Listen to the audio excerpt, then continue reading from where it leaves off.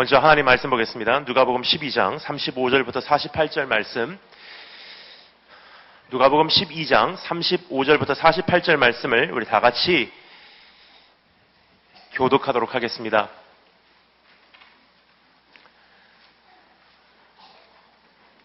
누가복음 12장 35절부터 48절 말씀, 우리 다 같이 교독할 때 35절 말씀을 제가 먼저 읽겠습니다. 허리에 띠를 띠고 등불을 켜고 서 있으라.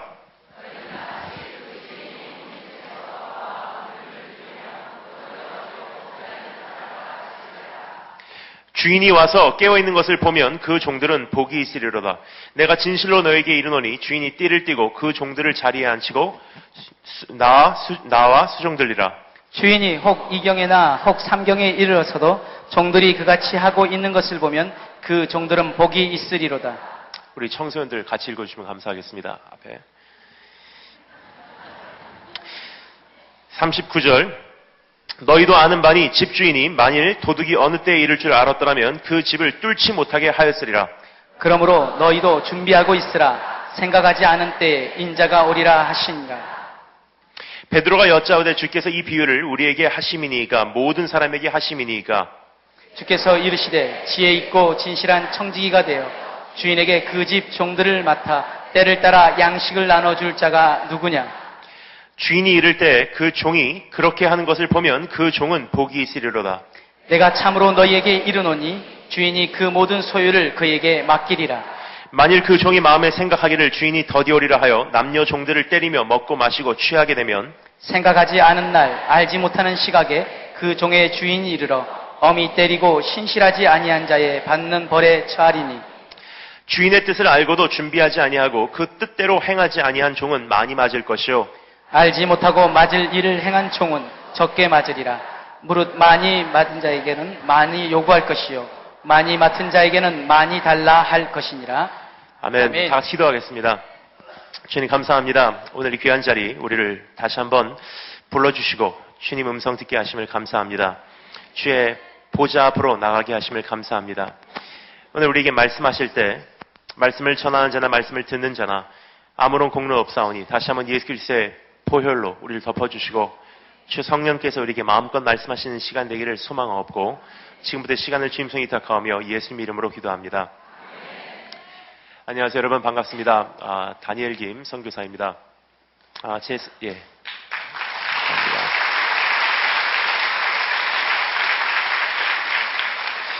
제 소개를 짧게 드리도록 하겠습니다. 저는 제 배경을 짧게 먼저 말씀드리자면 저는 한국에서 태어나서 한국에서 10살 때까지 살다가 한국에서 10살 때 저는 일본으로 가게 되었습니다. 일본은 제1교포 3세이신 저희 아버지께서 태어나시고 자라신 곳입니다. 그래서 일본에 가서 아버지와 함께 10살 때부터 또 10년을 살게 되었습니다. 일본에서는 한국인 학교나 일본인 학교를 다닌 것이 아니라 약 17개국에서 학생들이 와서 영어로 공부하는 외국인 학교를 다녔습니다. 거기서 영어로 쭉 초, 중고를 마쳤기 때문에 졸업을 하자마자 곧바로 이어서 미국으로 가게 되었습니다. 그래서 10년 한국, 10년 일본, 그리고 이제 미국에 가서도 또 10년 살게 되었는데요. 미국에서는 미국에 있는 육군사관학교, 그리고 트리니티라는 신학대학원, 거기서 공부를 하고 또 사역을 하다가 하나님께 저를 부르셔서 목사 안수를 받고 선교사 파송을 받고 지금 이렇게 7년째 선교사로서 사역을 하고 있는 그러한 선교사입니다. 하나님께 저에게 주신 것은 한 나라와 한 민족이 아니라 두 발판입니다. 한 발판은요, 서울과 인천이고요. 또 하나의 발판은 중국의 베이징입니다.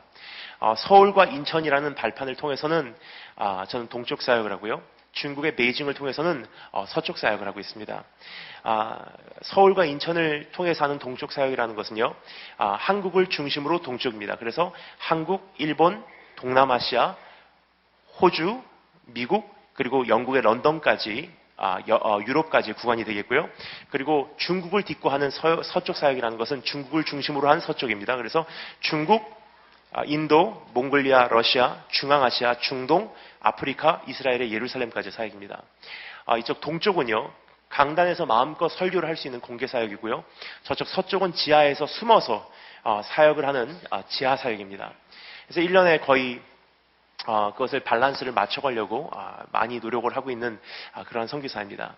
그래서 끊임없이 동서, 지상, 지하, 공개, 비공개, 빛과 같이 소금과 같이 지금 그렇게 선교사 사역을 하고 있는 그러한 사람입니다. 여러분, 제 사역에 대해서 더 구체적으로 지금 이 시간, 짧은 시간 동안 말씀드릴 수는 없을 것 같고요. 또 언젠가 기회가 되면 우리 특별히 청소년, 청년들하고 많이 나누고 싶은 그러한 마음이 있습니다. 여러분, 하지만 저는 이 시간 여러분과 함께 오늘 이 말씀을 통해서 주님 음성에 함께 귀를 기울여보고자 합니다. 저는 지난 7년 동안 선교사로서 이렇게 파송을 받은 이후로 지난 7년간 여러 곳을 다니며 한 지역에, 한 숙소에 이어서 열흘 이상 머물러 본 적이 없습니다. 짐 싸고 떠나고, 짐 싸고 떠나고. 약 5일, 6일 전에 사이판에서의 사역을 마치고 들어와서 이제 3일 후면 다시 미주 사역으로 출발을 하게 됩니다. 이렇게 다닌 지 벌써 7년이 돼가는 것 같습니다. 지난 7년 동안 끊임없이 동서로 지상 지하로 다니면서 한 가지 이렇게 느껴지는 것이 있습니다. 그것은 무엇이냐면 정말 지금 이 시대에 하나님께서 교회와 하나님의 성도들에게, 특별히 청소년들에게 말씀하시기를 원하시는 그 한 가지가 있다는 것입니다. 그것은 무엇이냐? 주인 되신 예수 그리스도께서 심판자로 이 세상에 다시 오실 날 정말 얼마 남지 않았으니 이젠 두려움과 떨림으로 준비하라는 것입니다. 다시 한번 말씀드리겠습니다. 우리의 주인 되신 예수 그리스도께서 심판자로서 다시 한번 이 세상에 오실 날 정말 얼마 남지 않았으니 이제는 온전한 종의 모습으로 그분을 만날 준비를 하라는 하나님의 음성인 것입니다. 여러분, 그날에는요, 어떠한 변명도 통하지 않습니다. 난 중학교 1학년입니다. 통하지 않습니다. 그날에는요, 나 직분이 이것입니다. 더 큰일 났어요. 나 예수님 몇 년 믿었습니다. 관계없습니다. 예수님 오시는 날은요, 한 가지 기준으로 심판하신다는 것입니다. 그것은 무엇이냐? 살았냐, 죽었냐, 양이냐, 염소냐, 알곡이냐, 쭉정이냐, 곡식이냐, 가라지냐. 다른 말로 표현하겠습니다. 마음을 다하고 성품을 다하고 힘을 다하여 여호와 하나님을 사랑하냐, 거기에 미달됐냐예요. 나 예수님 영접했습니다. 관계없습니다. 오늘 다시 한번 정말 주님께서 인정하시는 믿음이라는 것은 무엇인지, 다른 말로 정말 주님께서 원하시는 종의 모습은 무엇인지 우리 한번 살펴보도록 하겠습니다. 그래서 이제 우리가 온전한 종의 모습으로 우리가 준비되기 위해서, 사실상 우리 청소년들이 여기 와 있지만 이것은 청소년 청년들을 위한 집회가 아닙니다. 이것은 청소년 청년들이 주축이 돼서 이루어진 집회지만 사실상 청소년 청년들의 문제가 우리 부모님들의 문제라고 생각을 합니다. 여러분, 지금 이 시대는 북한을 위해서 기도할 시대가 아닙니다. 나와 내 가정을 위해 울 시대입니다. 여러분, 저는 많은 나라를 다니면서 많은 청년들, 청소년들을 접하지만 세계에서 가장 나쁜 청소년, 청년들이 대한민국 안에 있는 청소년, 청년들입니다. 정말 제가 감히 말씀드리자면 솔직히 말씀드리도록 하겠습니다. 여러분, 이슬람권 가서 저는 이슬람 청년들에게 말씀을 전한 적이 있습니다. 예의상 들어줍니다. 일본에 가서 폭주족, 야쿠자들에게 말씀 전한 적이 있습니다. 예의상 머리 숙이고 기도까지 받습니다. 근데 우리나라 청소년 청년들 어떻습니까? 아버지, 어머니, 목사님, 장로님, 선교사님, 모태신앙 2대 3대째예요. 찬양 나올 때는 뛰어요. 얘들아 말씀 보자 하면 성경 자체도 지금 교회에 갖고 오지 않는 그런 시대입니다. 이것은 아이들의 문제가 아니라 우리 오늘 부모님들의 문제입니다. 그래서 주님께서 말씀하십니다. 예루살렘의 딸들아, 나를 위해 울지 말고 이젠 너와 네 자녀를 위해 울어라. 그래서 오늘 이 시간 한번 주님 앞에서 한번 고민해보며 이제 온전한 종의 모습으로서 나와 내 집이 어떻게 준비할 수 있는지 한번 우리가 생각해 보도록 하겠습니다. 그러면 세 가지 어떻게 준비하는지 세 가지. 첫 번째, 깨어있으라. 두 번째, 경영하라. 세 번째, 받은 만큼 행하라. 이 세 가지를 우리 한번 생각해 보도록 하겠습니다. 첫 번째, 따라서 한번 하겠습니다. 깨어있으라. 이것은 끝까지 깨어있는 종의 모습으로서 주인을 맞을 준비하여라 말씀하시는 하나님의 권고의 말씀입니다. 그것을 제 말이 아니라 우리 직접 하나님의 말씀에 우리 한번 읽어보도록 하겠습니다. 여러분, 제 말이 아닙니다. 이것은 주님께서 말씀하신 내용만 오늘 전하고 갑니다. 그래서 35절부터 40절 말씀, 깨어있으라 우리에게 권고하시는 하나님의 음성을 직접 한번 들어보도록 하겠습니다. 다 같이 읽겠습니다. 시작. 등불을 켜고 서 있으라. 너희는 마치 그 주인이 혼인집에서 돌아와 문을 두드리며 곧 열어주려고 기다리는 사람과 같이 되라. 주인이 와서 깨어 있는 것을 보면 그 종들은 복이 있으리로다. 내가 진실로 너희에게 이르노니 주인이 띠를 띠고 그 종들을 자리에 앉히고 나와 수종들리라. 38절. 주인이 혹 이경에나 혹 삼경에 이르러서도 종들이 그같이 하고 있는 것을 보면 그 종들은 복이 있으리로다. 너희도 아는 바니 40절까지입니다. 다 같이 읽겠습니다. 너희도 아는 바니 집 주인이 만일 도둑이 어느 때에 이를 줄 알았더라면 그 집을 뚫지 못하게 하였으리라. 그러므로 너희도 준비하고 있으라. 생각하지 않은 때에 인자가 오리라 하시니라. 아멘. 깨어 있으라. 준비하라. 끝까지 깨어서 준비하는 종의 모습으로 주인을 맞을 준비하여라 말씀하신 하나님의 음성입니다. 자, 그러면 어떻게 준비해야 하는지 우리 한번 어떻게 깨어 있어야 하는지 한번 우리가 살펴보도록 하겠습니다. 여러분, 사실상 우리의 신앙의 선조들의 외쳤던 메시지와 우리가 지금 익숙한 메시지는 너무나 다른 색깔인 것을 볼 수가 있습니다. 여러분, 몇 년 전만 해도요, 우리의 정말 신앙의 선배들이 정말 외치고 거기다 생명 걸었던 하나님의 그 메시지와 지금 너무나 많은 강단에서 우리에게 선포되고 있는 그 메시지는 이미 뿌리 자체가 다르다는 것입니다. 여러분, 이전까지는요, 한 가지 메시지를 외쳤습니다. 죽어 있는 자여 살아나라, 잠자는 자여 깨어나라.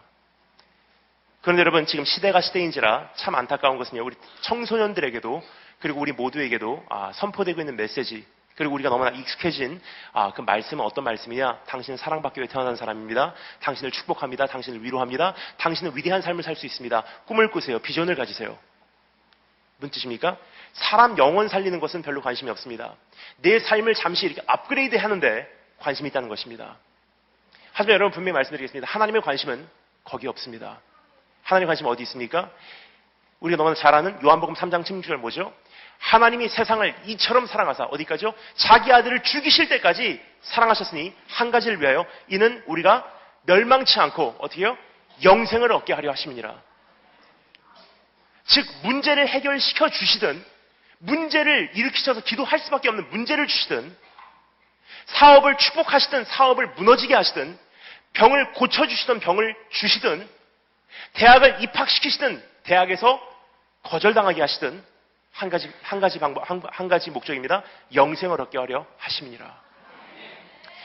우리가 정말 영생을 얻게 하기 위해서는요, 주님 나라 가기 위해서는요, 주님 나라 마지막 날 영접되기 위해서는요, 내가 정말 예수 그리스도의 장성한 분량까지 성장하기 위해서는 하나님께서는 수단과 방법 가리지 않다는 사실이에요.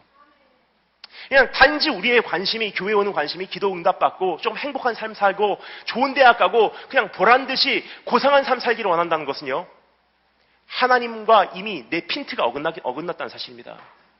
그렇다면 여러분, 오늘 이 시간 그러한 마음을 가지고 우리 호소하시는 주님의 음성, 첫 번째 깨어있으라. 근데 어떻게 깨어있나? 첫 번째 따라하시 감사하겠습니다. 긴급히 피신하는 모습으로 깨어있으라. 이건 35절 말씀인데 제가 읽겠습니다. 허리에 띠를 띠고 등불을 켜고 서 있으라. 여러분, 이것은요, 예수님께서 제자들에게 선포하시는 말씀입니다. 이제는 허리에 띠를 띠고 등불을 켜고 서 있으라. 그렇게 깨어 있어라. 근데 놀라운 것은요, 이것은 예수님께서 처음으로 제자들에게 하신 말씀이 아니라 예수님께서 이 말씀을 하시기 수천 년 전에 여호와 하나님 자신께서 이스라엘 민족을 향해서 선포하셨던 말씀입니다. 6월절 날 저녁에 주님께서 이스라엘 민족을 향해서 말씀하십니다. 오늘 밤 너희가 이 밤을 지나게 되면 내일 아침에는 하나님께서 엄청난 구원의 역사를 베푸실 것이고 너희가 오랜 세월 포로된 이 애굽 땅에서 내일은 탈출하게 될 것이야. 오늘 밤 너희가 지내는 이 애굽 땅에서의 이 밤이 마지막 날 밤이야. 오늘 다 정리해라. 다 정리하고 이제는 이 땅에서 미련을 버려라. 오늘 너희가 보는 이 애굽 사람들이 너희 평생의 마지막으로 보는 애굽 사람이 될 것이다. 그럼 내일 아침이 되면 하나님께서 급속도로 긴급히 하나님의 모든 구원의 역사를 진행하시리니 깨어있어. 오늘 잠들면 낙오자로 끝나. 그러면서 여호와 하나님께서 뭐라고 말씀하십니까? 출애굽기 12장 11절 말씀 제가 읽겠습니다. 너희는 그것을 이렇게 먹을지니, 그것이라는 것은요, 무교병입니다. 왜냐? 빵이 부풀어 나는 것도 기다리지 못한다는 뜻이에요. 너희는 그것을 이렇게 먹을지니 허리에 띠를 띠고 발에 신을 신고 손에 지팡이를 들고 급히 먹으라. 이것이 여호와의 유월절이니라. 무슨 뜻이냐면요, 미련 버리라는 거예요. 이 땅은 너희가 주인된 땅이 아니라 오늘 이 땅에서 미련을 정리하고 내일 아침 하나님께서 급속도로 구원을 진행하시리니 오늘 잠들면 끝난다는 사실입니다. 근데 여러분, 그때부터 수천 년이 지난 후에 여호와 하나님 자신께서 성육신을 입고서 예수 그리스도의 형상으로 우리에게 선포하십니다. 너희는 허리에 띠를 띠고 손에 등불을 켜고 서 있으라. 무슨 뜻이냐? 오늘 이 밤이요, 이 인류의 역사, 이 한복판이요, 하룻밤이 지나가는 것과 같이 이것이 지나가면 새날이 밝아올 때, 주님 나라 가까이 올 때 우리가 긴 급속도로 이 땅에서 탈출하는 마음으로 이 마지막 시대를 살아가라는 뜻입니다. 오늘 이 시대에 잠들면 끝난다는 사실이에요. 이 시대에 잠들면 이제는 낙오자로 끝난다는 사실입니다. 이제는 이 땅에서 미련을 정리하고 이 땅에서 주인된 삶을 정리하고 이제는 나그네의 삶으로 도입하라고 우리가 말씀하시는 하나님의 음성입니다. 여러분, 사실상 잠들었기 때문에 이 땅에서 주인 행세를 하려는 것이 아닙니다. 주인 행세를 하려고 하니까 잠든다는 거예요. 즉 나그네의 삶을 살아간다는 그 정체성을 상실해버리니까 크리스찬으로서도 이 세상에서 주인 행세를 하려고 한다는 사실입니다. 그래서 내 영혼에, 그래서 내 신앙에 열정이 없는 거지, 내 영혼이 잠들어 버렸기 때문에 열정이 없는 것이 아니라는 사실입니다. 여러분, 오늘 한번 시대를 돌아보시기 바랍니다. 지금 어떻게 세상이 변하고 있는지 여러분 잘 들으세요. 중고등부 학생들 앞에 보시면 감사하겠습니다. 이것도 중요하겠지만 이쪽 봐주시면 감사하겠습니다. 좀 돌아앉아. 저 자는 사람들 깨우고. 허리 등대. 오케이. 감사합니다. 여러분, 지금 이 시대에 한번 생각해 보겠습니다. 지금 세계의 모든 것이요, 지금 급속도로 진행되고 있어요. 여러분 느끼십니까?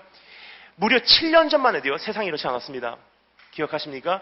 그 당시만 해도 전철 타잖아요? 학생들 서 있었고, 할머니, 할아버지들 앉아 계셨어요. 지금 어떻습니까? 전철 타잖아요? 학생들 앉아 있고, 할머니, 할아버지들 다 짐 들고 서 계세요. 노약자 좌석이 아닌 이상에는 할머니, 할아버지들 함부로 보통 사람들 앉는 데 가서 앉아 계시지도 못합니다. 옆에서 사람이 죽어도요, 다 이어폰 끼고 핸드폰 만지고 있습니다. 옆에 사람이 죽어도 무관심이, 아니, 핸드폰 갖다가 동영상 찍어요.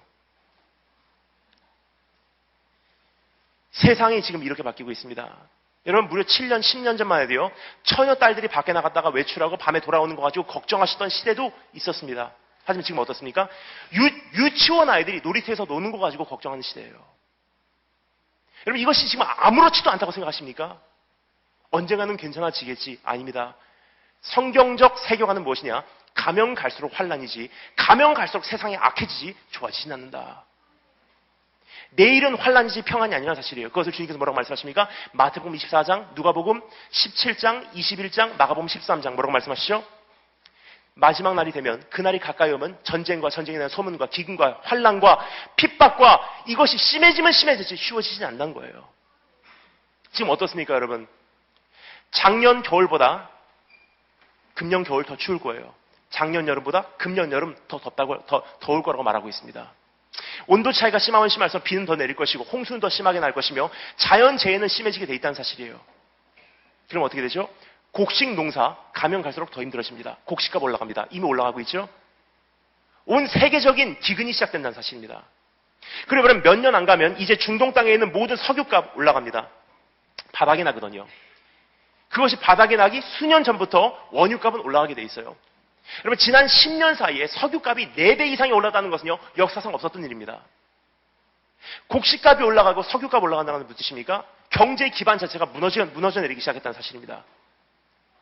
그러면요, 가면 갈수록 취업이 쉬워질까요? 어려워질까요? 어려워집니다. 취업이 가면 갈수록 어려워진다는 것은요, 가면 갈수록 대학교 입시가 쉬워질까요? 어려워질까요? 어려워집니다. 더 치열해집니다. 길은 더 좁아집니다. 그러면 더 경쟁률이 올라가고 더 치열하게 경쟁하지는 안 되기 때문에 어떻게 되죠? 더 자기밖에 모르고 더 급해지고 사랑은 식어가고 이 세상에서의 범죄율은 올라가게 됐다는 사실입니다. 그래서 여러분, 오늘 주님께서 말씀하시는 음성, 예루살렘의 딸들아, 너를 위해 울지 말고 너의 자녀를 위해 울어라 말씀하신 하나님의 음성으로 한번 내 가슴에 이렇게 새기시는 그런 기회가 되기를 주의 이름으로 축원합니다. 그래서 주님께서 말씀하시죠. 그날에는 아이를 뵌 자는 화가 있을진저 그날이 안식일에나 겨울에 일어나지 않도록 기도하래요. 우리 눈앞에까지 와 있습니다. 이제 어떻게 우리가 살아야 할지 한번 내가 떠난 이후에 내 자녀들은 어떻게 될런지 한번 심각하게 고민하시는 그런 축복이 있으시기 바랍니다. 여러분 급속도로 이렇게 진행되는 이 시대에 우리가 괜찮을 거야, 아무런 문제 없어, 괜찮을 거야, 이번에 이사만 가면 돼, 이번에 기도응답만 받으면 돼 하고 계속 잠들어가요. 아무런 문제가 없는 것 같이. 눈앞에 있는 문제가 전부 다인 것 같이. 여러분 거기서 이제 깨어나시고 여기는 우리가 영원히 있을 땅이 아닙니다. 우리는 가야 할 본향이 있습니다. 우리는 나그네의 삶을 사는 것이 우리 안에 있는 우리의 정체성이기에 그곳으로 돌아가는 것이 내 영혼이 살아나는 방법이라는 사실입니다. 두 번째 어떻게 깨어있나 따라주시면 감사하겠습니다. 즉각적으로 반응할 모습으로 깨어있으라. 35절에 이렇게 되어 있죠. 허리에 띠를 띠고 라고 되어 있습니다. 허리에 띠를 띠고 깨어있으래요. 허리에 띠를 띈다는 건 무슨 뜻이냐? 옷의 거추장스러운 부분을 허리띠에다가 넣는다는 뜻입니다. 바로 이건 종들이 취했던 모습이에요. 수종들 때. 나는 거침없이 당신을 섬기겠습니다. 나의 모든 것을 몰두해서 당신의 마음에 기쁨이 충만할 때까지 당신께 수종드리겠습니다. 당신의 모든 피로를 채우는데 내가 전심전력을 다하겠습니다. 바로 이것이 허리에 띠를 띈다는 뜻이에요. 예수님께서 뭐라고 말씀하십니까? 마지막 시대에 깨어있으라. 어떻게요? 허리에 띠를 띠고. 즉 충성하는 자리에서 삐껴나면 영혼은 잠든다는 사실이에요. 영혼이 잠들었기 때문에 충성치 못하는 것이 아니라 충성된 삶을 살지 못하기에 잠들 수밖에 없다는 사실입니다. 근데 여러분 지금 한 가지 안타까운 것이 있습니다. 계속 많은 나라를 다니는데 일본에 가나 한국에 가나 호주에 가나 미국에 가나 유럽에 가나 온 세계적으로 똑같은 현상이 일어나고 있어요. 심지어는 공산주의 국가인 중국과 이슬람 국가인 중동 나라들도 온 세계적인 현상입니다. 그것은 무엇이냐면요. 온 세계적으로 예배가 가벼워지고 있어요. 지금 중고등부 캠프 가잖아요. 참 놀래요. 스포트라이트 딱 켜지고 스모크 마시에서 연기 나오기 시작하고 드럼 소리 들리고 전자기타 소리 들리잖아요. 우리 아이들, 우리 학생들 두 생각 안 합니다. 일단 벌떡 일어나서 앞으로 나와서 저 솔직히 그렇게 뛰는 사람들에게 물어보고 싶어요. 왜 뜁니까? 무슨 생각을 하면서 뜁니까? 내가 지금 무슨 찬양을 부르는지도 알고 있으면서 뛰고 있습니까? 여러분 저도 뛴 적이 있어요. 뛰는 것은요 나쁜 것은 아닙니다. 단지 다양한 형태의 예배의 하나일 뿐입니다. 근데 뛰는 것은요 저는 그래요. 오랜 시간이 걸리더라고요. 처음에 저 예배 안으로 들어와서 가만히 앉아있어요. 왜냐 세상에서 입고 온 찌꺼기가 너무나 많기 때문에 기도하는 가운데 한 겹씩 한 겹씩 벗어갑니다. 별의별 잡생각들 다 듭니다. 다 한 겹씩 한 겹씩 다 벗어가며 주 앞에 집중하기 시작합니다. 어느 선을 넘어가면 내 자신이 죄인인 게 보이기 시작합니다. 가슴을 칩니다. 하나님 난 화를 입은 자입니다. 내가 어떻게 하여야 정말 바로 살 수 있겠습니까? 날 불쌍히 여겨주시옵소서. 가슴을 치기 시작해요. 한참을 통회하다 보니 갑자기 어느 순간 하나님의 은혜가 쏟아지기 시작합니다. 그 은혜를 경험하며 흐느껴 울다가 내 안에 말할 수 없는 기쁨이 샘솟아 오르기 시작해요. 그것이 원동력이 돼서 나로 하여금 움직이게 하는 것입니다. 그것만 해도 여러분 몇 시간이에요. 근데 연기 나오고 스포트라이트 켜지면 전자기타 음악 나오면 일단 뛰는 거예요. 그러니까 여러분 찬양을 할 때 뭐라고 하는지 아세요? 주님 말씀하시면 내가 나가리라. 주님 뜻이 아니면 내가 멈춰서리라. 찬양을 하는데 한 가지 여쭤보겠습니다. 주님 말씀하시면 정말 나가실래요? 주님 뜻이 아니면 정말로 오늘 멈춰 설 준비 되셨습니까? 여러분 오늘 정말 그 준비가 되지 않았다면 그 찬양 우리가 왜 부릅니까? 너무나 안타까운 것은요. 굉장히 어떤 시대보다도 시대는 화려해졌는데 성도의 삶은 가장 많은 어두움의 세력으로 지금 사로잡혀 있습니다. 교회 구석구석에 음란과 더러운 영들이 지금 다 자리를 잡고 있다는 사실입니다.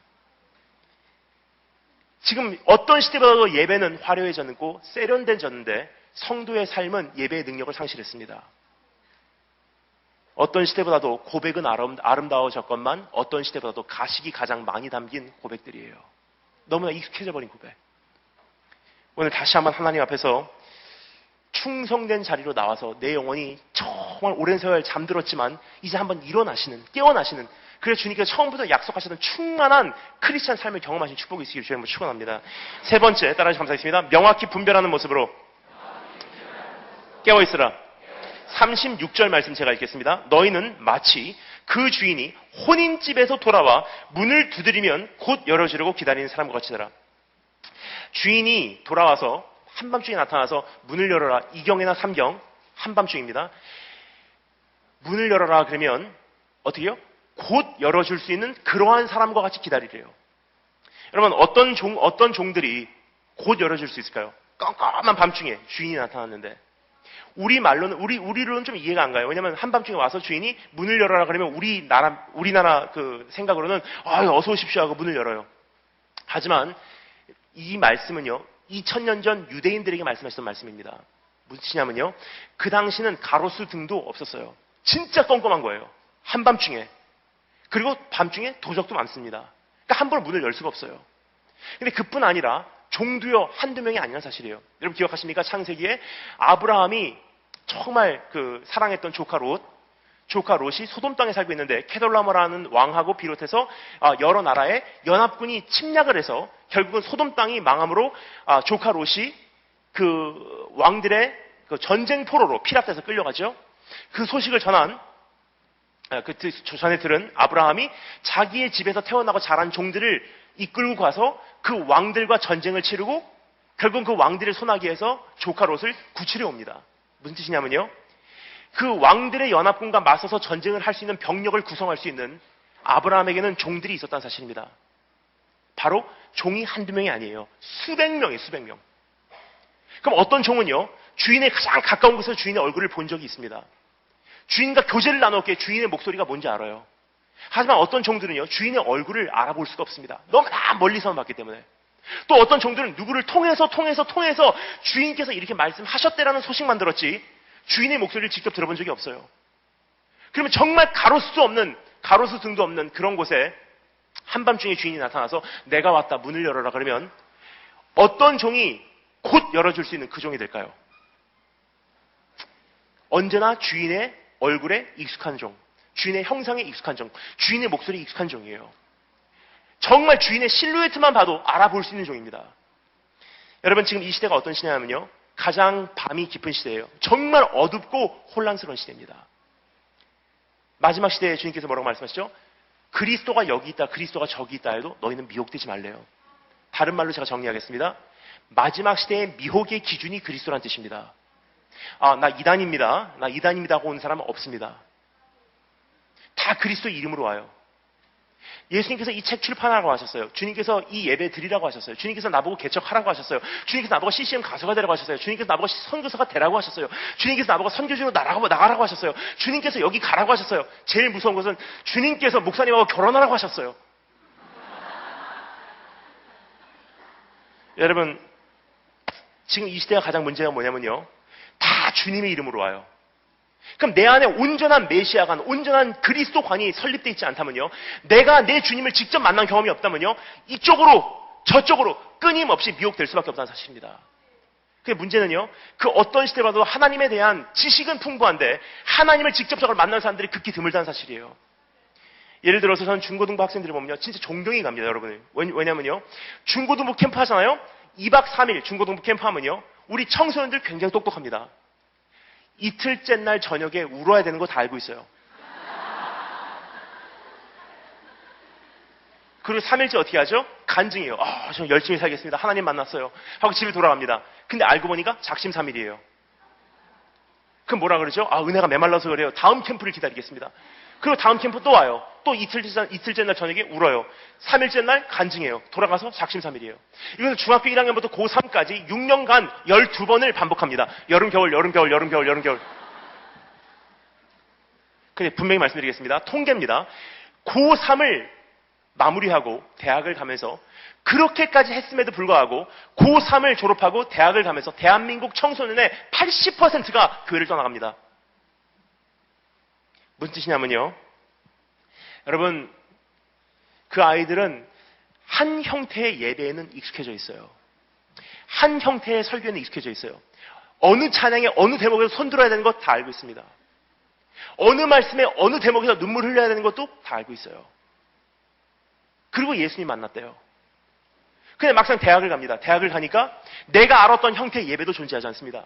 나보고 교회 좀 가라고 말씀하셨던 부모님도 안 계세요. 내 자유예요. 나에게 영적으로 먹여주셨던 목사님도 전도사님도 안 계세요. 대학교 가보니까 나 홀로 서 있는 것을 발견하게 됩니다. 그지야말로 비로소 내 정체성이 드러납니다. 내 안에 예수 없었다는 거. 여러분, 그래서 우리가 예수님을요, 어떻게 해요? 직접 만나야 돼요. 누구를 통해서 만나는 것 아무 소용없습니다. 한번 따라 감사하겠습니다. 내 하나님은 이제 내가 만난다. 내 하나님은 내가 지킨다. 내 믿음 내가 지키시기 바랍니다. 여러분, 지금 우리 청소년들 보면요, 우리 여러분 분명히 아셔야 돼요. 지금 대한민국 안에서 학교 측에서 선교사님, 목사님, 학원 사역하시는 그 사역자들이요, 학교 안으로 더 이상 들어가서 기독 동아리를 못 만들어주는 시대가 이미 우리 안에 지금 자리를 잡고 있다는 사실이에요. 그럼 여러분 얼마 안 가면요, 목사님들, 전사님들이 들어가서 여러분을 위해서 학교에서 기독 동아리 못 만들어줍니다. 학교 측에서는 더 심한 지금 탄압이 들어오기 시작했어요. 아유, 누가 나를 안 지켜주면 안 돼. 여러분, 그렇게 해서는 마지막 시대 살아남을 수 없습니다.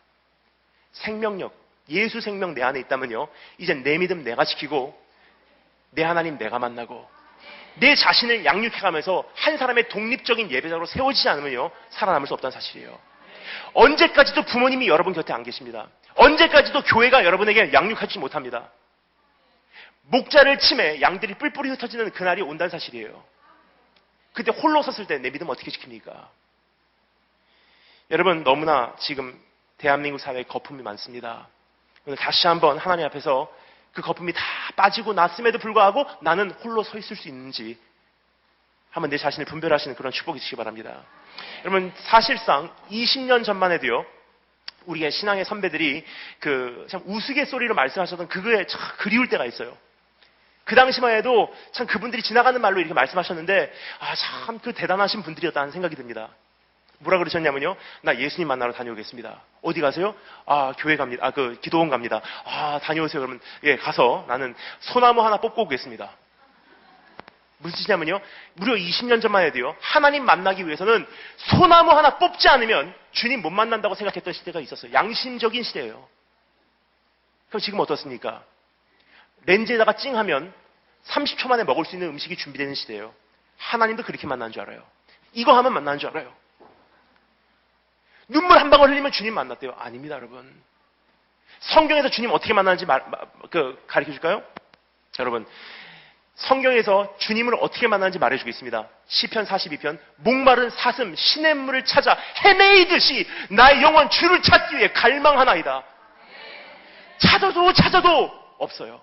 주님 어디 계십니까? 살아계십니까? 왜 나를 외면하십니까? 제발 좀 만나주세요. 안 만나주세요.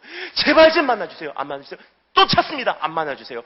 1년이 지나는데 안 만나주세요. 근데 어느 날 하나님께서 정하신 때, 하나님 정하신 그날에 주님께서 원하시는 그때에 만나주십니다. 이것이 뭐죠? 지존하신 하나님의 방법이에요. 우리의 몫은 무엇입니까? 그때까지 찾는 거예요. 찾고 또 찾아서 어렵게 만난 하나님은요, 쉽게 배반하지 않기 때문입니다. 쉽게 만난 하나님은 금방 버려버릴 수 있어요. 하지만 어렵게 만난 하나님은요, 찾고 찾던 그 끝에 만난 하나님은요, 내 목에 칼이 들어와도 버리지 않습니다. 그럼 여러분, 시대가 점점 가면 갈수록 악해진다는 것은요, 시간이 가면 갈수록 주님께서 여러분을 쉽게 만나 주실까요? 어렵게 만나 주실까요? 어렵게 만나 주시게 되어 있습니다. 여러분, 이제 그 과정으로 접어드시는 축복이 있으시길 주님으로 축원합니다. 자, 그러면 깨어있으라. 긴급히 피신하는 모습으로 깨어있으라. 즉각적으로 반응할 모습으로 깨어있으라. 세 번째, 명확히 분별하는 모습으로 깨어서 내 믿음 내가 지키시기 바랍니다. 자, 그럼 두 번째, 따라하시 감사하겠습니다. 경영하라. 이것은 주님의 마음으로 내 삶과 하나님의 나라를 펼쳐가라는 뜻입니다. 우리 직접 주님의 음성에 귀를 기울여서 41절부터 44절 다 같이 읽어보도록 하겠습니다. 41절부터 44절 말씀 다 같이 경영하라 말씀하신 주님의 음성 읽겠습니다. 시작. 베드로가 여짜오되 주께서 이 비유를 우리에게 하심이니까 모든 사람에게 하심이니까 주께서 이르시되 지혜 있고 진실한 청지기가 되어 주인에게 그 집 종들을 맡아 때를 따라 양식을 나눠줄 자가 누구냐. 주인이 이를 때에 그 종이 그렇게 하는 것을 보면 그 종은 복이 있으리로다. 내가 참으로 너희에게 이르노니 주인이 그 모든 소유를 그에게 맡기리라. 아멘. 경영하라. 주님의 마음으로 내 삶과 하나님의 나라를 펼쳐가라는 뜻입니다. 여기서 보면요. 주인이 어디를 가죠? 혼인잔치를 갑니다. 혼인집에 갑니다. 근데 혼인집이라는 것은 우리가 생각하는 혼인집이 아니에요. 우리는 결혼 예식장을 생각합니다. 그래서 30분 정도 차 타고 가서 결혼식 참석하고 부주금 내고 신랑 신부한테 인사하고 갈비탕 한 그릇 먹고 돌아오는 정도예요. 근데 여기서는 말하는 것은 혼인집이라는 것은요. 우리가 반드시 이해해야 되는 것은요. 2000년 전에는 오늘만큼 교통이 발달되어 있지 않았어요. 그럼 어떻게 되죠? 혼인잔치에 가려고 하면요. 중동 땅에서 특별히 사막을 넘고 광야를 넘어야 돼요. 그러면 어떻게 되냐면요. 이미 혼인잔치집에 가기 수개월 전부터 여정이 시작돼요. 그리고 말을 이끌고 양떼를 이끌고 낙타떼를 이끌고 종들에게 말합니다. 나 다녀올게. 정확하게 언제 돌아올지는 모르겠어. 하지만 내년 이맘때쯤이 되지 않을까 싶은데 그때까지 준비하고 있어. 다녀올게 하고 양떼를 이끌고 출발합니다. 수개월에 걸쳐서 가는 거예요. 그럼 여러분 혼인잔치도요. 하루가 아닙니다. 멀리서 오시는 손님들, 가까이서 오시는 손님들 다 도착하기까지는요. 하루에 도착하는 것이 아니기 때문에 혼인잔치만 해도 못 사는 집은 3개월, 잘 사는 집은 1년이에요. 이거는 굉장히 큰 마을적인 행사입니다. 그래서 이스라엘 역사를 보면요. 결혼한 지 1년도 되지 않은 사람은요. 신랑은 전쟁터도 안 내보냈어요. 왜 그렇습니까? 손님들이 아직 집에 계시거든요. 근데 여러분 주님께서 우리에게 너무나 많이 맡겨주셨죠? 물질도 주셨고요. 젊음도 주셨고요. 때로는 자녀도 주셨고요. 교회도 주셨고요. 시간도 주셨고 이렇게 많은 엄청난 자원을 주셨어요. 근데 이것은 우리 것이 아닙니다. 주인께서 맡기고 가신 거예요. 네가 정말 내가 너에게 맡긴 이 모든 것을 어떻게 경영하는지를 보고서 내가 돌아올 때 그것으로 심판할 거야. 그러니까 주님께서는 경영을 원하십니다. 자, 그런데 여러분 오늘 여기서 보면요.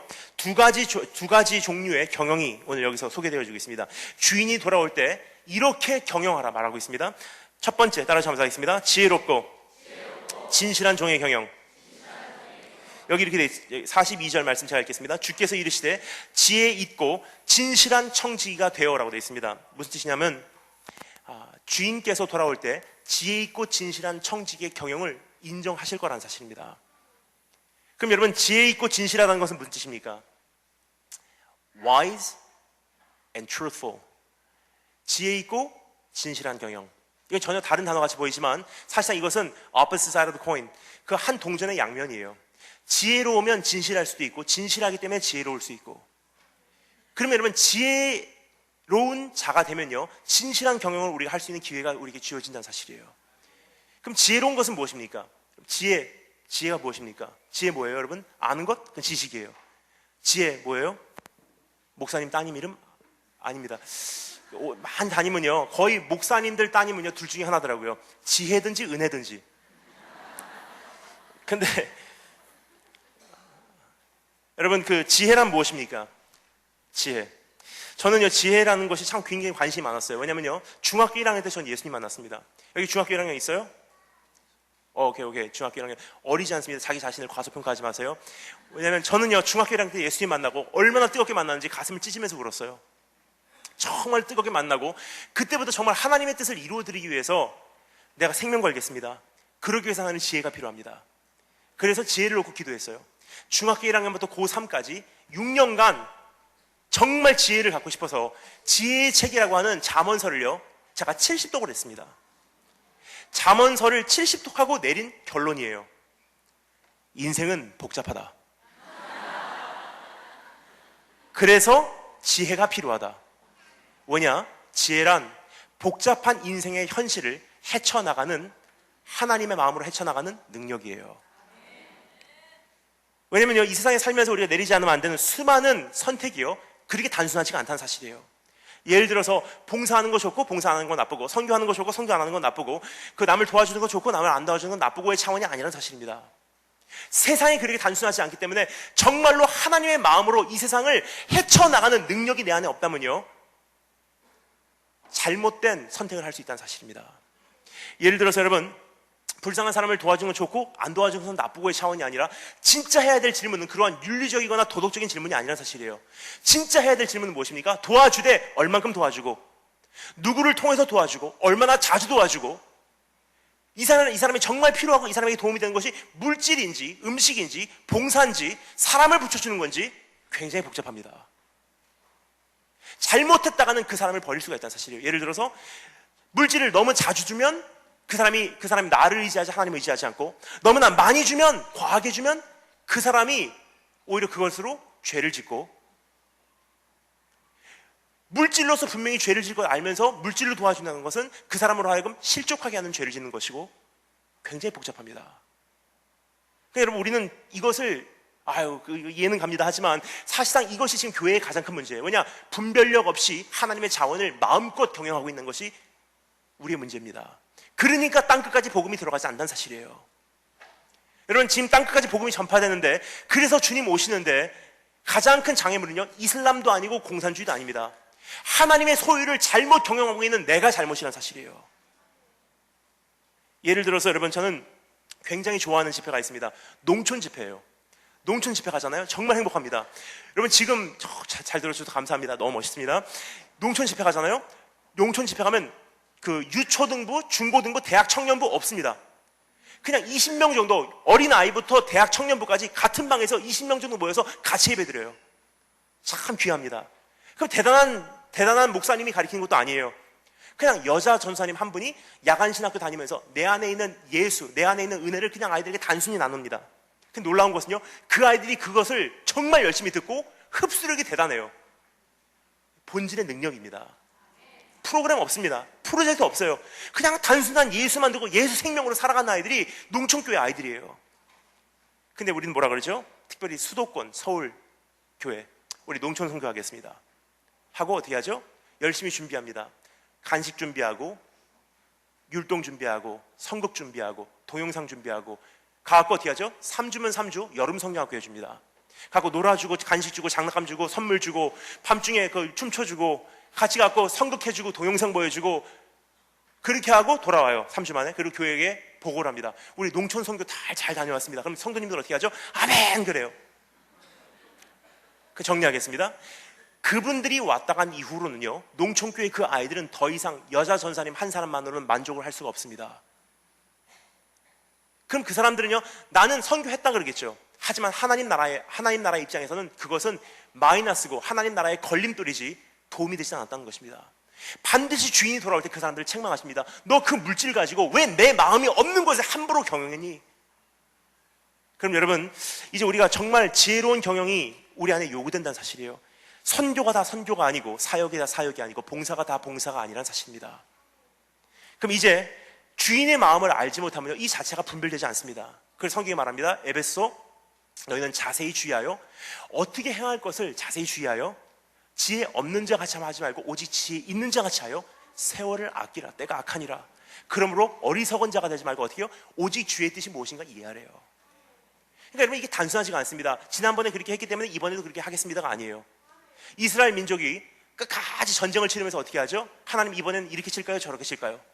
지난번에 승리했음에도 불구하고 어떠한 공식이 없었다는 사실이에요. 하나님 이번에는 이렇게 칠까요? 올라갈까요? 내려갈까요?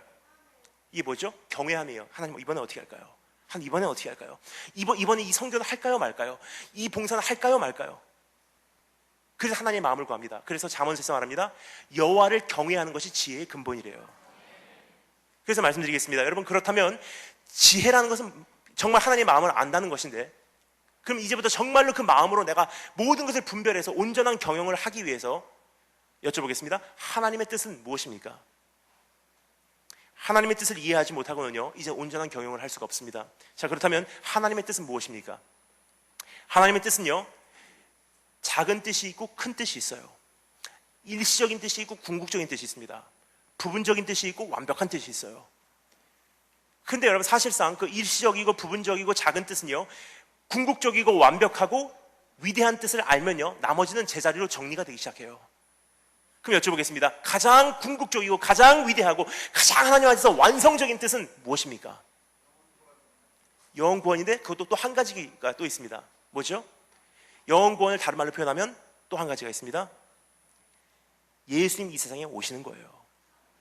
왜냐? 예수님 이 세상에 오시지 않으면요 영원 구원이 진짜 참된 의미에서 이루어지지 않기 때문입니다. 예를 들까요? 여러분 오늘 여기서 이름이 뭐야? 김동원. 김동원 이 여기서 오늘 죽었어요. 네, 제가 동원이를 열심히 기도해줘요. 하나님 제발 좀 살려주시옵소서 해서 기적적으로 이 아이가 살아난다고 하겠습니다. 그럼 많은 분들은 은혜를 받아요. 야 정말 대단합니다. But what good does it do? 근데 여러분 사실상 이것이 뭐가 그렇게 대단합니까? 뭐냐면요, 오늘 여기서 죽은 사람이 살아난다 한들 이 사람은요 다시 언젠가 죽는 그날까지 인생의 고통과 아픔과 눈물을 다시 경험하지 않으면 안 되는 그 세상의 운명이에요.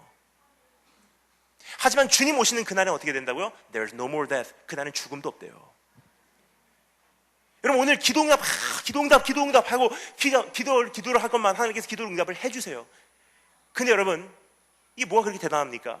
다른 기도 문제 또 생깁니다. 근데 주님 오면 어떻게 되죠? 우리 눈의 눈물을 영원히 닦아주신대요. 여러분 오늘 주님 오시지 않으면요 이것은 솔직히 아무 소용이 없다는 거예요. 성경 공부 열심히 하겠습니다. 주님을 정말 알고 싶습니다. 참 귀합니다. 하지만 그날에 비하면 이것은 아무것도 아닙니다. 왜 그러냐면요, 지금은 거울로 보는 것 같이 아무리 성경 공부를 해도 지금은 거울로 보는 것 같이 희미하게 보이나 그날에는 우리가 얼굴로 얼굴을 맞대고 보리니 주님께서 나를 아는 것 같이 나도 그분을 알리. 그날에 비하면 이건 아무것도 아니라 사실이에요. 여러분 저는 사관학교 출신이다 보니까 또 좋아하는 집회가 있습니다. 어디냐면요, 군부대 집회를 굉장히 좋아합니다. 군부대 가잖아요, 그 장병들이 저를 형님과 같이 맞이해 줍니다. 군부대 집회 가면요 저는 그 장병들의 땀 냄새와 그 흙 냄새가 얼마나 좋은지 집에 온 느낌이에요. 특별히 지금까지 기억에 남는 군부대 집회 톱3가 있어요. 넘버 3부터 말씀드리겠습니다. 넘버 3, 대한민국 육해공 해병대가 모여서 1년에 한 번 하는 집회입니다.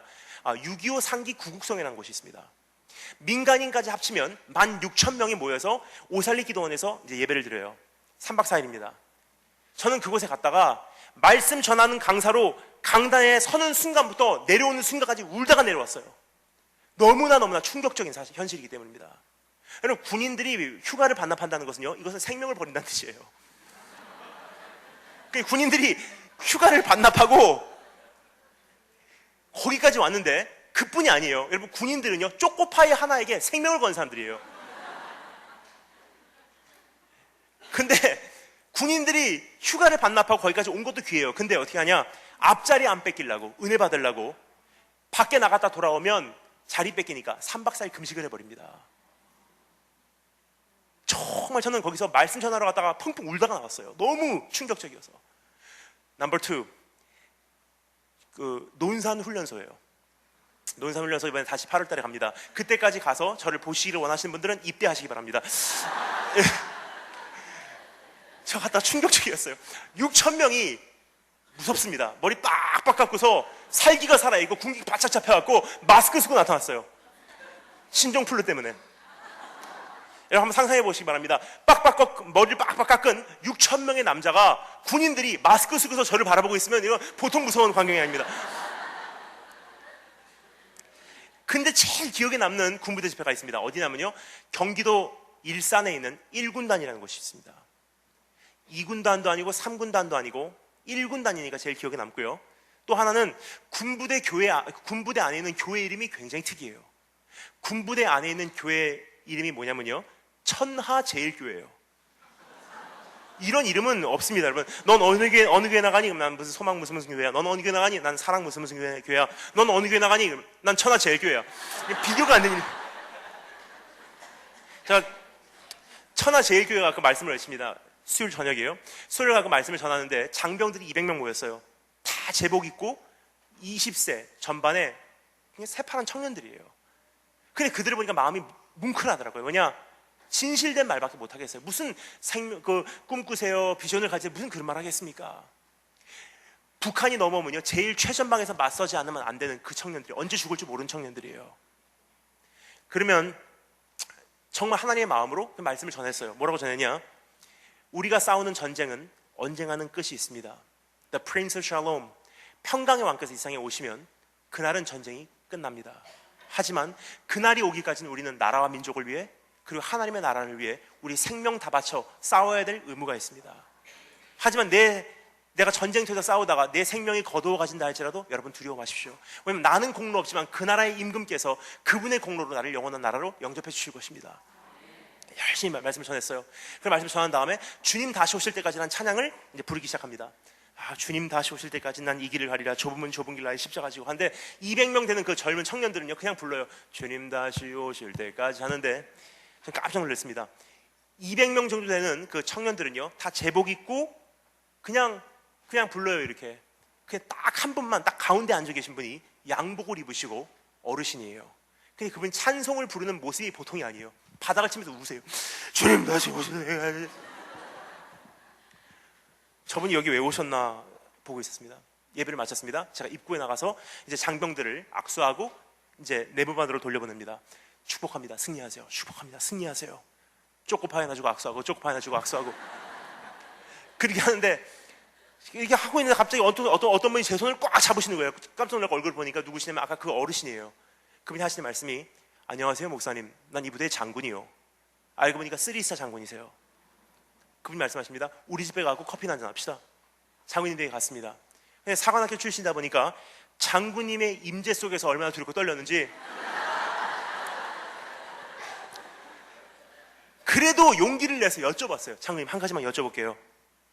진짜 너무 궁금해서 그래요. 아까 왜 이렇게 우셨어요? 그리고 장군님께서 저에게 가만히 생각하시더니 솔직히 말씀을 하시더라고요. 저는요 사실 작년까지 자유툰 부대로 파견 나가 있어서 1년간 이라크에 살고 있었습니다. 그래서 저는 제가 자던 사막 한가운데 있는 텐트에서 매일 새벽에 나와서 저는 제가 그토록 사모하고 사랑하는 예루살렘 땅을 바라보면서 주님 다시 오실 때까지란 이 찬양 부르면서 저는 울었어요.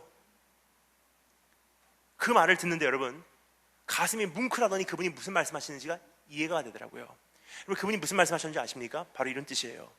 양심이 있으신 장군님들은요 사실은 다 알고 있어요. 내가 내 생명 걸고서 이 전쟁터에서 싸우고 있고 우리 20세 초반인 새파란 젊은 청년들 귀한 집 아들들을 어떻게인가 설득시켜서 용기를 줘갖고 전쟁터로 내보내고 있지만 우리가 싸우는 이 전쟁은 100% 공의로운 전쟁만은 아니라는 것을 알고 있어요. 모든 정체가 어떻습니까? 나를 뽑아주신다면 이러한 정책을 펼치겠습니다 약속은 해요. 백성의 행복을 약속합니다. 하지만 사실은 다 알고 있어요. 이 정책이 100% 성공적으로 펼쳐진다 할지라도 거기는 부작용이 있을 것이며 끝까지 가난해서 헤어져 나오지 못하는 사람들이 있을 것이며 너무나 사회 깊이 구석구석 뿌리 내린 이 부정부패는 다 해결하지 못한다는 것 다 알고 있어요. 모든 의사 선생님도 어떻습니까? 내가 가지고 있는 모든 의학적인 지식을 총동원해봤자 고칠 수 없는 병이 고칠 수 있는 병보다 훨씬 많다는 것 다 알고 있습니다. 사실상 선교사들도 알고 있어요. 아프리카 가고 운물을 파줘도요 그 사람들의 갈증 해결하지 못한다는 거 다 알고 있어요. 아무리 캄보디아 가서 사람들에게 신발을 신겨줘도 그것이 사역에 도움이 되지 않는다는 거 다 알고 있습니다. 여러분 그렇다면 한 사람 한 사람 입술에서 결국은 터져나오지 않으면 안 되는 한마디 양심적인 고백이 있다면 무엇일까요? 이게 내 한계입니다. 주 예수여 오시옵소서. 주님 오셔야지 끝납니다. 이 고백밖에 없다는 사실이에요. 주님 안 오시면요 안 끝납니다. 여러분 더 악해지고 더 힘들어지고 더 악해지고 더 힘들어지고 뭐죠? 이 자체가 지옥이에요. 여러분 저는 많은 나라를 다니면서 한 가지를 목격합니다. 그것은 무엇이냐면요 온 세계에 사는 85%나 되는 사람들은요 우리 상상을 초월하는 불의를 매일 경험하면서 한 사람들이에요. 꿈을 꾸면 괜찮다, 비전을 가지면 괜찮다, 열심히 살면 무슨 좋은 일이 있을 거야 라고 생각을 한다는 것은요 나는 꽤 편안한 삶을 살고 있습니다라는 뜻이에요. 왜냐하면 온 세계에 사는 거의 80% 이상이 된 사람들이요 우리의 상상을 초월하는 불의를 경험하면서 사는 것이 그 사람들의 일상생활이에요. 예를 들겠습니다. 4년 전에 인도 오리사라는 곳에서 일어났었던 핍박 기억하십니까? 대낮에 힌두교 과격분자들이 들어와서 크리스찬들을 핍박하는데 그날 교회를 포함한 크리스찬 홈이 600가구가 불타고 없어졌고요 크리스찬들 다 길거리를 끌고 나와서 그날 죽임을 당한 순교를 당한 크리스찬이 100명이에요. 그 중에 한 가정은요 힌두교 과격분자들이 들어와서 아빠, 오빠들은요 목을 쳐서 참수를 시키고요 엄마, 언니들은요 집단 강간하라고 목을 쳐서 참수를 시키고요 그 중에 한 명은 14살짜리 여자예요. 14살짜리 여자애를 집단 강간을 하고 몸에다가 휘발유를 붓고 불을 붙여버렸어요. 다 몸이 타오르고 있는데 가서 선교사님이 그 불을 꺼줬습니다. 몸이요 반이 완전히 탔어요.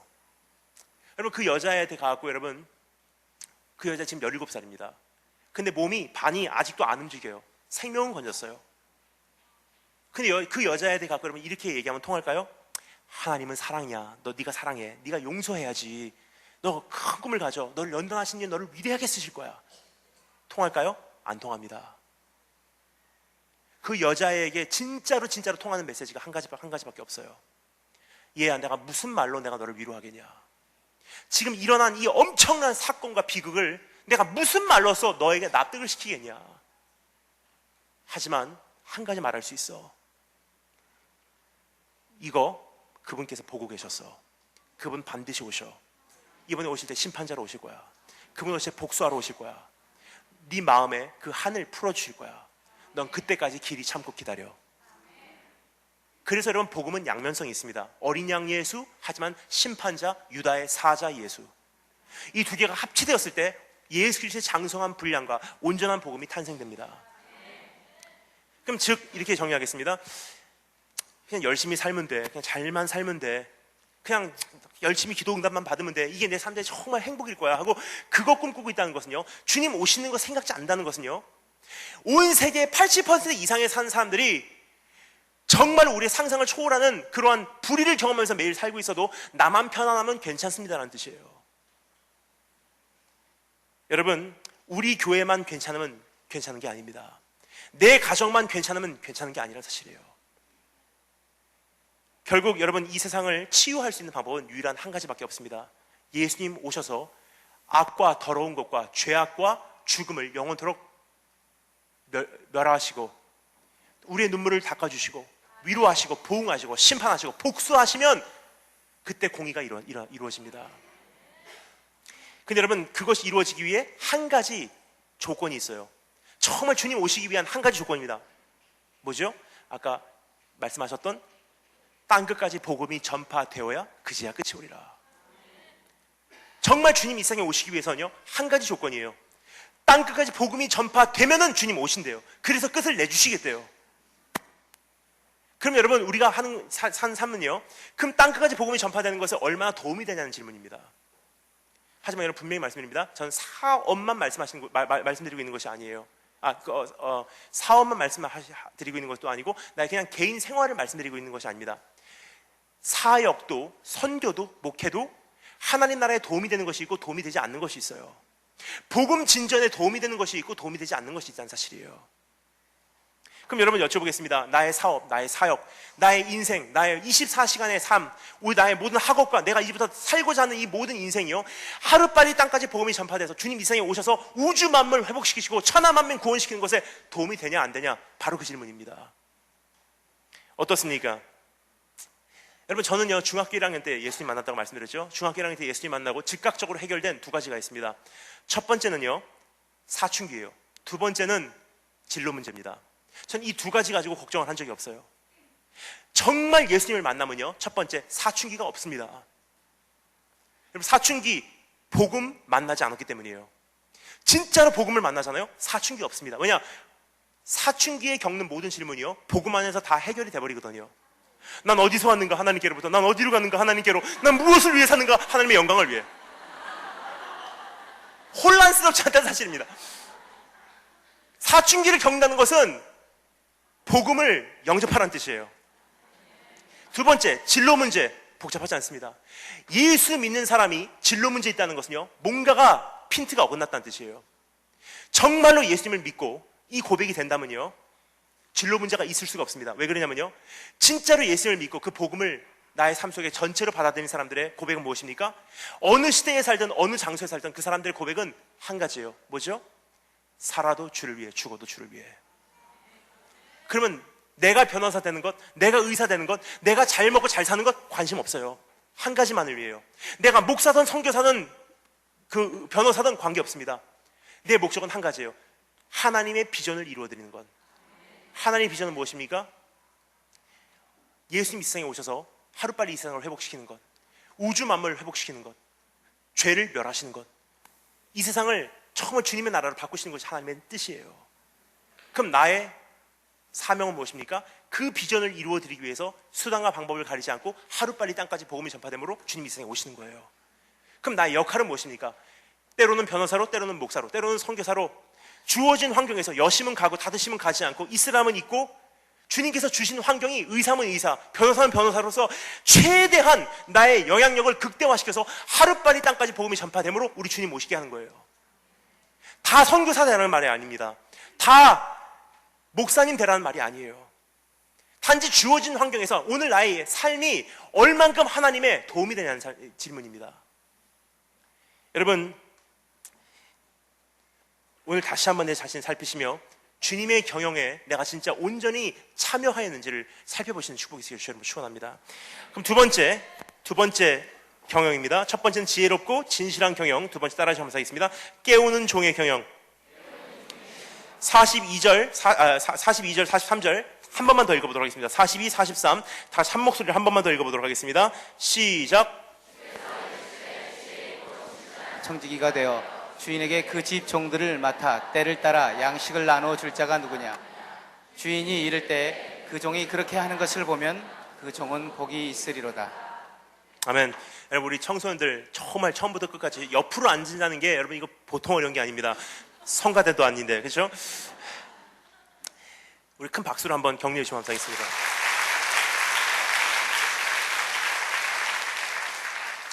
여러분, 첫 번째는 지혜롭고 진실한 청지기가 되는 경영이고요. 두 번째는 그 청지기가 되니까 어떻게 돼요? 어떻게 되죠? 지혜롭고 진실한 청지기가 되면 주인의 마음을 알아서 다른 종들을 때에 따라 맞는 양식을 준 그 종이 복이 있대요. 아무 종이 아닙니다, 여러분. 때를 따라 주인의 마음을 이제는 알기에 때를 따라서 때에 맞는 양식을 다른 종들에게 준 그 종이 복이 있대요. 이거 그냥 아무 종이 아닙니다. 그냥 때에 맞는 양식이 존재한다는 뜻이에요. 아무 양식이 아니라 그 시대에 맞는 양식이 존재한다는 뜻입니다. 여러분, 시대마다 맞는 양식이 있습니다. 근데 이번에 가만히 보니까 우리 청소년들이 좀 바뀌어갑니다. 이제까지의 시대의 어떤 양식은요, 우리 청소년들에게는 통하지 않습니다. 예를 들어서 여러분, 무려 20년 전에만 해도요, 나 불행한 가정에서 태어났습니다. 근데 예수님 만났습니다. 그래서 열심히 공부했습니다. 그래서 서울대학 갔습니다라는 간증이 우리 청소년들을 자극시켜서 세우는 그런 때도 있었어요. 하지만 지금은 안 통합니다. 나도 예수님 믿고 정말 내 인생을 뭐로 할까 하다가 주님을 위해서 춤추는 자가 되었습니다 하고 그것이 통했던 시대도 있었어요. 하지만 지금은 우리 청소년들 그것으로는 살아나지 않습니다. The Passion of the Christ, 무려 10년 전에만 해도요, 예수 그리스도가 고난받으시는 그 영화 보고서 시각적으로 자극이 돼서 예수님 믿는다고 회개하고 돌아오는 사람들도 있었어요. 하지만 지금은 시각적으로 아무리 자극이 돼도요, 잠자는 영혼은 안 깨어나더라고요. 여러분, 지금 청소년들의 질이요, 바뀌어가고 있어요. 느끼십니까? 여러분, 무려 7년 전에만 해도요, 우리 청소년 캠프 가잖아요? 머리 노랗게 물들이고, 귀걸이 다 하고 와갖고 말씀 전하면 이렇게 앉아있다가 뒤로 누워있다가 말씀 끝나기도 무섭게 화장실 갔다가 제가 이제 사무실에 있으면 저를 찾아오는 학생들이 있어요. 여기 싫어요. 우리 갈래요. 안 맞아요. 여기. 그런 아이들이 꼭 있었어요. 근데 그런 아이들은 굉장히 단순합니다. 아이스크림 하나 사주고 여기 있어 그러면 한번 있어 볼게요. 그리고 이제 앞에 앉혀놓잖아요. 말씀 전하면요 가만히 있어요. 그냥 있어요. 그리고 끝난 다음에 너 참 잘했다 그러면 굉장히 단순합니다. 그런 아이들은 도망가는 아이들은 잡아다가 놓고서 막 말씀 전하면 브레이킹 포인트가 있습니다. 어느 순간 그 아이가 팍 깨져요. 그러면 가슴을 치면서 그 아이가 통회를 하는데 정말 마음에 맺힌 게 많더라고요. 그런 아이들이 지금 헌신자로 일어나서 지금 충성되게 섬기고 있는 종들이 있다는 사실입니다. 그게 무려 7년 전이었어요. 하지만 지금은요, 그런 아이들도 찾아보기 힘들어요. 여러분, 저는 청소년 청년 사역이 제 주된 사역은 아닙니다. 하지만 하나님께서 해외에 있는 선교사지만 정말 뭔가가 급하셨는지 저를 불러내셔서 대한민국에서 청소년 청년들을 만나게 하시는데 제가 1년 동안 만나는 청소년 청년들이 1년에 약 10만 명 정도 되는 것 같습니다. 근데 우리 청소년 청년들 만나잖아요? 이제까지는 좀 달라요. 청소년 청년들 만나면요, 예를 들어서 캠프를 가면 어느 캠프에 가면 2,000명 정도 우리 청소년 청년들이 우리 중고등부 학생들이 와 있어요. 그러면 요즘에 이제 말씀을 전하면요, 어떤 강사가 와서 간증을 해도요, 우리 아이들 안 듣습니다. 동영상 안 봐요. 반항하는 아이들도 없습니다. 거의 2,000명이 거의 완 패턴이에요. 거의 똑같은 모습이에요. 어떻게 하고 있냐면요, 2,000명이 캠프 오잖아요. 다 후드티 써요. 거의 모자 쓰거나 후드티 써요. 그리고 2,000명이 거의 똑같은 얼굴 표정이에요.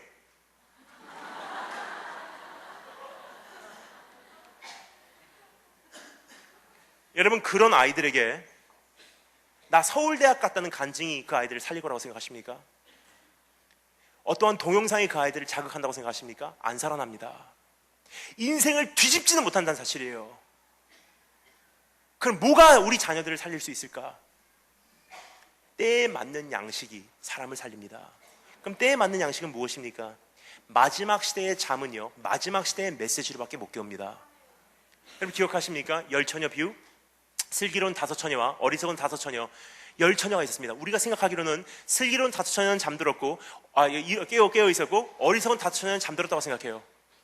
그럼 성경 다시 읽어보시면 깜짝 놀라실 거예요. 슬기로운 5처녀나 어리석은 5처녀나 10처녀 다 자고 있었어요. 왜냐? 밤이 깊기 때문에. 여러분, 이 시대에 잠드는 것은요, 당연합니다. 주님께서 책망하시는 것은요, 이 시대에 잠든 거 가지고 책망하시는 분이 아니세요. 마음은 원이로되 육신은 약하다.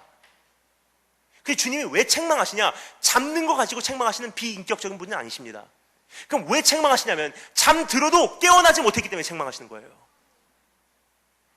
여러분, 10처녀 비유 보면요, 5처녀, 그 슬기로운 5처녀나 어리석은 5처녀, 10처녀 다 잠들었었어요. 아무리 깨워도 안 일어납니다. 마지막 시대의 잠은요, 웬만해서는 안 깨어납니다. 근데 여러분, 한마디, 단순한 한마디가 깨워요. 뭐죠? 한밤중에 외치는 소리가 가로되 신랑이 온 다음에 다 일어나는 거예요. 주님 오신다는 소문이에요. 여러분, 주님 오신다는 것을 전제로 생활하지 않으면요, 아무리 신앙생활해도 내 안에 메꿔지지 않는 한 부분이 있습니다. 예를 들어서 여러분, 죄짓 맡은 나의 구주 어찌 좋은 친구인지 이거 막 계속 20년을 불러왔구만 내 삶 속에는 변화가 없어요. 왜 그렇습니까? 주님 다시 오실 때는 어린 양으로 오시는 분이 아니세요. 심판자, 사자로 오신대요. 그분을 맞을 준비를 하지 않으면요, 내 영혼에는 그냥 은혜 받고 구원 받았으니까 이대로 살면 됐지라는 것이 우리의 생각이에요. 하지만 여러분, 주님께서 뭐라고 말씀하십니까? 여호와 하나님은 만유리 여김을 받지 않으신 분이래요. 불꽃 같은 눈동자로 오늘 교회를 살피시는 분이래요. 아, 나는 예수님 영접했어요. 난 괜찮아요. 여러분, 진짜 그것이 구원할 거라고 생각합니까? 나도 예수님을 영접합니다. 나도 마음을 엽니다. 내 마음에 들어와 주세요라는 그 영접 기도, 주문 외우듯이 한 그것이 여러분 우리에게 구원이라고 생각하십니까? 이것은요, 주문이 아닙니다. 마음으로 믿고 입으로 시인하는 것은요, 우리에게 한 말이 아니라 2000년 전에 유대인들이 한 말이에요. 2000년 전에 유대인들이요, 그냥 주문 외우듯이라도 나도 예수 그리스도를 메시아로 영접합니다라는 이 말은요, 내 생명을 버리겠습니다라는 뜻이에요. 2000년 전 유대인들이요, 나도 예수를 메시아로 영접합니다 이 고백을 한다는 것은요, 내가 그토록 기다리던 메시아가 드디어 예수임을 내가 발견하였으니 난 죽어도 괜찮습니다. 예수 그리스도가 나에게는 보아이게 이젠 살아도 그분을 위해 죽어도 그분을 위해 내 삶 드리겠습니다라는 뜻이에요. 그거와 똑같은 마음으로 오늘 살아가는 우리도 그 고백을 한다면 구원을 받습니다. 하지만 지금 우리가 보통 어떻게 고백하죠? 자, 따라서 읽어보세요. 나도 예수님을 영접합니다. 내 마음을 엽니다. 내 마음에 들어와 주세요. 예수님 이름으로 기도합니다. 아멘. 나 구원 받았어요. 아닙니다. 평생을 그렇게 살다가 직분까지 다니까 어떻게 되죠? 나중엔 돌이킬 방법이 없어요. 여러분, 주님 오실 때는요, 무섭습니다. 왜냐면요, 주님께서 오실 때 너무나 많은 사람들이 주님 앞에 나옵니다. 주님, 내가 주님의 이름으로 이것을 했습니다. 내가 주님의 이름으로 이렇게 살았습니다. 주님께서 말씀하십니다. 내가 너를 도무지 알지 못하노라. 여러분, 정말 우리가 이제 어떻게 신앙생활을 해야 할지, 우리가 받은 복음은요, already but not yet, 이미 구원을 받았지만 남은 구원이 있대요. 그 남은 구원을 어떻게 해요? 두려움과 떨림으로 그것을 이루어내래요. 출애굽해서 나오는 것은요, already, 이미 이루어준 거예요. 그럼 여러분, 출애굽하고 나오는 것은 진짜 하나님의 엄청난 역사의 일부분밖에 되지 않는 것입니다. 출애굽해서 나오는 것은 예수 그리스도 전적으로 나에게 이루어주신 노예 해방을 해주신 거예요. 그리고 나를 인도해 주십니다. 그 다음부터. 그렇지만 어떻게 해요? 40년 동안의 광야의 생활을 합격돼야 돼요. 요단강을 건너가야 돼요. 요단강을 건너가서 어떻게 해요? 아모리 족속과 헷 족속과 가나안 족속을 싸우고 결국은 예루살렘 성으로 침례해서 들어가지 않으면 구원은 완성되지 않는다는 사실이에요. 그냥 교회 다니면 됐죠. 뭐 그냥 열심히 생각하면 됐죠. 언젠가 기도하면 됐죠. 아닙니다. 광야에서 망하고 맙니다. 수도 없이 많은 사람들이 출애굽을 했어도 광야에서 다 죽임을 당했듯이 구원을 받는다고 처음에 나오긴 했지만 결국 주님 나라 들어가는 사람들은 극히 소수라는 사실이에요. 그렇다면 여러분, 이제는 내가 어떻게 살아야 할지, 먼저 주님 만날 준비로 내가 들어가면 내 영혼이 살아날 것이고, 이 메시지를 내 가족과 내 학교와 내 직장, 내 주변에 있는 모든 사람들에게, 그리고 이 교회에게 여러분이 때에 맞는 양식으로 그것을 외쳐주셔서 주인이 돌아올 때 칭찬받으신 한 분 한 분 되시길 주님으로 축원합니다. 시간이 거의 다 됐습니다. 그래서 첫 번째 깨어있으라, 두 번째 경영하라, 마지막 세 번째 짧게 살펴보고 마치겠습니다. 우리 마지막 세 번째 따라서 한번 하겠습니다. 받은 만큼 행하라. 우리 마지막으로 45절부터 48절 말씀 읽겠습니다. 45절부터 48절 다 같이 읽겠습니다. 시작. 만일 그 종이 마음에 생각하기를 주인이 더디 오리라 하여 남녀 종들을 때리며 먹고 마시고 취하게 되면, 생각하지 않은 날 알지 못하는 시각에 그 종의 주인에 이르러 엄히 때리고 신실하지 아니한 자의 받는 벌에 처하리니, 그 주인이 뜻을 알고도 준비하지 아니하고 그 뜻대로 행하지 아니한 종은 많이 맞을 것이요, 알지 못하고 맞을 일을 행한 종은 적게 맞으리라. 무릇 많이 받은 자에게는 많이 요구할 것이요, 많이 맡은 자에게는 많이 달라 할 것이니라. 여러분, 오늘 이 말씀을 오늘 들어주신 분들은요, 이제 이대로 살지 않으면 많이 맞을 분들이십니다. 알고도 행하지 않은 자는 많이 맞을 거래요. 하지만 또 반대로 모르면은 그것이 변명이 되냐? 제가 말씀드렸죠? 모르는 것도 그날에는 변명이 되지 않습니다. 왜냐? 모르고 행하지 못한 자는요, 맞는데요. 하지만 적게 맞을 뿐이래요. 주님께서 뭐라고 말씀하십니까? 많이 준 자에게는 많은 것을 찾는데요. 그러니까 깨어있으라, 절대적 기준이에요. 경영하라, 이것도 어떻게 주님께서 나에게 주신 것을 경영하였는지 굉장히 이것을 주님께서 절대적으로 심판하신다는 사실이에요. 하지만 세 번째, 받은 만큼 행하라는 것은요, 각 사람마다 분량이 다르기 때문에 상대적 기준이라는 사실입니다. 받은 것이 1달란트건 2달란트건 5달란트건 관계없습니다. 그것을 남하고 비교할 것이 아니라 내가 받은 달란트가 1달란트면 그만큼만 살아내는 것을 주님께서 원하신다는 사실이에요. 5달란트라면 5달란트를 살아내기를 원하시는 하나님이세요. 근데 문제가 있습니다. 여러분, 대한민국 교회가 우리가 얼마나 받았는지 여러분 아십니까? 너무나 많이 받아서 전 이 말씀이 솔직히 두렵습니다. 전 중국에서 발판을 두다 보니 북한 쪽 이야기와 북한 쪽 분들을 이렇게 많이 접합니다. 그러다 보니 한 형제를 이제 만나게 되었습니다. 그 형제가 아니고 그 형제의 어머니를 만나게 되었어요. 근데 그 형제가 여러분 어떻게 죽었냐면요, 약 몇 년 전에 그 형제가 순교를 당했습니다. 북한에서. 근데 끝까지 예수님을 부인하지 않겠다 그래서 북한이 그 형제를 처형을 하는데 어떻게 하냐면요, 도로 위에다가 눕힙니다. 그리고 롤라, 그 자동차, 그 도로 포장하는 그걸로 위에서부터 내려오면 사람이 직사하기 때문에 발에서부터 깔고 올라가요. 10cm씩. 믿을래 안 믿을래? 믿는데요. 10cm 올라오고, 믿을래 안 믿을래? 믿는데요. 10cm 올라오고. 그것을 목격한 장남이에요. 그 장남의 죽음을 목격한 어머니께서 저에게 말씀하시더라고요. 목사님, 사람 배 터지는 소리 들어봤습니까? 근데 그 충격적인 것은요, 그 형제가 예수님 어떻게 믿은 줄 아세요? 탈북했다가 중국 쪽에서 예수님을 만나고 너무나 뜨겁게 만났기 때문에 나 이대로는 남조선 못 가겠습니다. 다시 북조선 돌아가서 나의 남은 가족과 친척들에게 복음 전하겠습니다 하고 성경 한 권 들고서 다시 압록강 두만강 건너서 북한으로 돌아갔어요. 그 사람이. 돌아간 사람이 성경책 전체 갖고 있다가 잡히면 큰일 나니까 다 찢어서 쪽복음으로 나눠줬습니다. 근데 그 형제가 받은 것이 요한복음이에요. 그걸 읽다가 너무 뜨겁게 예수님을 만나서 요한복음을 읽고 또 읽고 또 읽어서 결국은 다 외워버리고 찢어서 먹어버렸어요. 그리고 그 형제는 순교의 자리까지 돌파했습니다. 근데 여러분, 저와 여러분은 어떻습니까? 성경 66권 다 가지고 있습니다. 집에만 가도요, 먼지가 쌓여있는 성경이 몇 권인지 모르겠어요. 이렇게 훌륭한 예배당, 37년이나 된 이 교회. 마음껏 예배드리고 마음껏 찬양해도 누가 뭐라고 한 사람 없고, 아직은 일할 수 있는 나지고, 우리도 언젠가 죽습니다. 그리고 우리도 주님 앞에 갑니다. 그러면 성경 66권 중에 요한복음 한 권만 가지고도 주님을 뜨겁게 사랑해서 주님을 위해서 생명을 버린 그 형제도 내 옆에 있을 것이고, 나도 주님 앞에 설 것입니다. 그럼 주님께서 우리 둘을 바라볼 때 똑같은 기준으로 판단하실까요? 아니란 사실이에요. 많이 준 자에게는 많은 것을 요구하신 분이세요. 내가 너에게 그것을 줬건만 너 뭐하다 하냐? 내가 너에게 그렇게 많이 줬건만 너 뭐하다 하냐? 이 교회 너 어떻게 하다 하냐? 네 자녀 어떻게 했냐? 네 시간 어떻게 했냐? 네 물질 어떻게 하냐? 여러분, 우리가 가지고 있는 이 재산이라는 것이, 이것이 복이 아닙니다. 잘 사용하면은 이것이 축복의 목록이에요. 하지만 내가 가지고 있는 만큼 그날 맞습니다. 왜 그렇습니까? 이것이 주님의 목록이에요. 너 이거 갖고 뭐 했니? 너 이거 갖고 뭐 했니? 너 이거 갖고 뭐 했니? 청구하신 날이 반드시 온다는 사실이에요. 그것을 감당치 못한다면 차라리 나눠주십시오. 다른 사람이라도 그것을 활용할 수 있도록.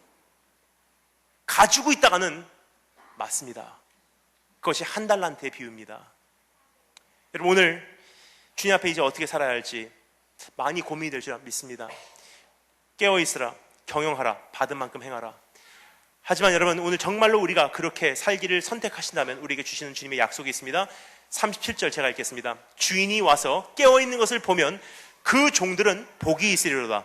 내가 진실로 너에게 이르노니 주인이 띠를 띠고 그 종들을 자리에 앉히고 나와 수종들이라. 무슨 뜻이냐면요, 띠를 띈다는 게 뭐라고 그랬죠? 수종든다는 뜻이에요. 전심전력을 다하겠습니다. 난 당신의 마음의 기쁨이 충만하기까지, 당신의 모든 필요를 채우기까지 내가 몰두하겠습니다라는 뜻이에요. 당신께 수종들겠습니다. 근데 여기 보면 누가 수종든다고요? 우리가 아니고 주인이래요. 주인이 돌아올 때 그 종이 깨어있고 그 종이 온전히 경영하였고 그 종이 받은 만큼 행했던 그것을 보면 주인께서 나와 주인이 띠를 띠고 종들을 자리에 앉히고 주인께서 수종들어 주신대요. 이 믿어지십니까? 저는요, 주님 오시면요, 제가 영원히 또 주님을 수종드려야 되는 줄 알았어요. 근데 주님께서 말씀하십니다. 내가 돌아오면 내가 너를 수종들어줄 거야. Too good to be true. 너무 충격적으로 좋은 소식이기 때문에 이것이 믿어지지가 않습니다. 그래서 어떻게 하셨습니까? 주님께서 미리 몸소 보여주셨어요. 주님 잡히시는 그날 밤 띠를 띄우십니다. 종들을 자리에 앉히십니다. 그리고 주님께서 그 종들의 신을 벗기시고 발을 씻기십니다. 진짜로 주님께서 말씀하시고 싶었던 그 메시지는요, 주님께서 몸소 보여주신 메시지예요. 뭐라고 말씀하십니까? 베드로야, 네가 받은 것이 5달란트건 1달란트건 받은 만큼만 열심히 살아줘. 요한아, 정말 끝까지 깨어 있어줘. 마태야, 정말로 내 마음을 알지? 그러면 온전히 경영해줘. 그럼 이 발, 내 손, 이 느낌 기억해도, 이 촉감 기억해도 내가 돌아올 때 네가 정말로 깨어있고 경영하고 받은 만큼 행하는 것을 내가 보면은 이 현실이 너의 영원한 현실이 될 거야. 그것이 우리의 약속입니다. 그래서 여러분, 오늘 깨어날 수 있습니다. 그래서 우리가 오늘 다시 한번 주님의 마음으로 세상을 경영해 나갈 수 있습니다. 그래서 이제 받은 만큼 행하고 주님을 기다리시는 한 분 한 분 되시기를 주님으로 축원합니다. 다 같이 기도하겠습니다. 여러분, 오늘 제가 기도하고 마쳐도 되겠지만 짧게나마 여러분에게 잠시 반응할 수 있는 기도의 시간을 드리도록 하겠습니다. 한번 우리 이 시간 하나님 앞에서 심각하게, 솔직하게 한번 내 자신을 돌아보는 그러한 시간이 되었으면 좋겠습니다. 주님께서 우리에게 오늘 청구하십니다. 내가 너에게 준 것이 그렇게 많건만 너 뭐하다 여기까지 왔니? 여러분, 나에게 맡겨준 자녀 주님 만날 준비 됐습니까?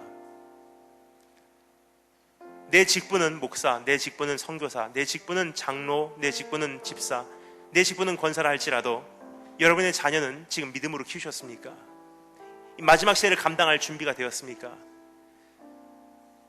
여러분, 저는 많은 이야기를 듣습니다. 목사님, 어렸을 때 우리 아이가 정말 교회 열심히 다녔는데 이제 대학을 가고 나서 교회 안 다닙니다. 어떻게 하면 좋습니까? 제가 솔직히 그분들에게 말씀드리고 싶은 것은 바로 이것입니다.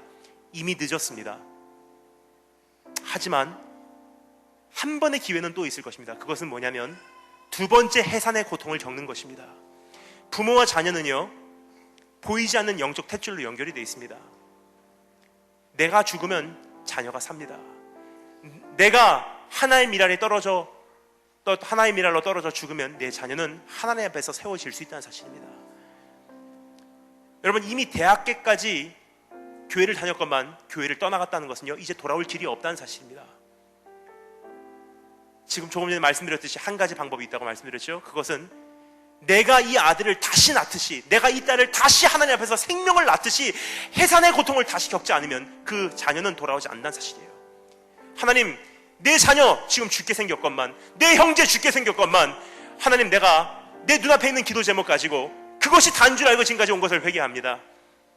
내 자녀가 어디 있느냐? 내 형제가 어디 있느냐? 예루살렘의 딸들아, 나를 위해 울지 말고 너와 내 자녀를 위해 울어라 말씀하신 하나님의 음성, 우리가 어떻게 대답해야 할지, 이렇게 많이 줬건만 하나님, 내가 이렇게 살지 못한 것을 회개합니다. 하나님, 내 영혼 잠들었었고 주님의 마음을 생각하지 않고 주님의 마음에는 관심조차 없었고 해야 되는 일만 다 하면 이미 받은 구원 내가 쟁취할 수 있을 줄 알았습니다. 하지만 그것이 아님을 오늘 다시 한번 깨우침을 감사합니다. 이 모든 것을 가지고 우리 주님 앞에 나와서 회개하며 자녀를 위해, 형제를 위해, 교회를 위해 우리 가슴을 치는 그러한 시간이 되었으면 좋겠습니다. 우리 다 같이 주 한번 크게 외치고 함께 기도하도록 하겠습니다. 다 같이 기도하겠습니다. 주여!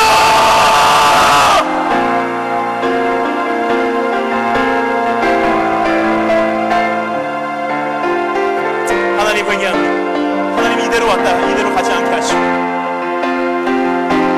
내 자녀가 어디 있느냐, 내 자녀가 어디 있느냐, 내 형제가 어디 있느냐, 내 형제가 어디 있느냐 물어보신 주님의 음성에 내가 뭐라고 답해야 할지,